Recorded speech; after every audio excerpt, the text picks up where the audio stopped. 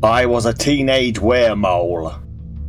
People think being a werewolf is the worst of the curses. They're wrong. Wolves get glamour. Wolves get legends. Wolves get entire franchises.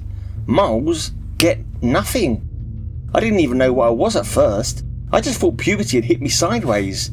Everyone else in year 10 was getting taller, broader, louder. I was getting smaller. My eyesight went. My nails thickened. I developed an instinctive hatred of bright light and a sudden overwhelming desire to dig. My mother blamed social media. My father blamed hormones. My PE teacher blamed a lack of commitment to team sports. None of them blamed ancient subterranean blood magic, which in hindsight was the correct answer. The first full transformation happened behind the bike sheds. I remember the moon was out, but barely, a thin apologetic crescent. That's the thing about weremoles. We don't need a full moon. We don't need any moon. We just need stress, darkness, and a patch of soil that looks at us the wrong way. One moment I was revising for a maths test, the next I was 3 feet underground, screaming internally while my body did things no GCSE biology textbook had ever prepared me for. Being a weremole isn't glamorous. You don't get fangs, you don't get super strength, you don't even get a cool howl. You get terrible eyesight, claws that ruin every pair of gloves you own, a diet that suddenly includes worms, and a guidance counsellor who thinks you're acting out.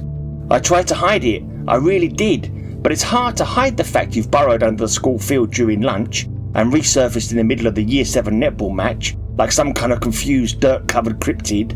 Word got around. They called me Mole Boy, then the Burrower, then inexplicably Steve, even though my name is Daniel. But here's the thing no one tells you about being a teenage monster. You get used to it. I learned to control the shifts. I learned to dig quietly. I learned which teachers would ignore the occasional mound of disturbed soil under my desk. And eventually, I learned that being a weremole wasn't a curse at all. It was a way out. When the world got too loud, too bright, too cruel, I could disappear beneath it. When people expected too much, I could slip away. When life pressed down on me, I pressed back with claws. I survived adolescence by tunneling under it. I'm older now. I've got a job, a flat, a pair of glasses thick enough to stop a bullet. I still dig sometimes, not because I have to, because it feels like coming home. People ask me if I ever wanted to be normal. I tell them the truth. Normal never suited me. Darkness did, earth did, silence did. I wasn't a teenage werewolf.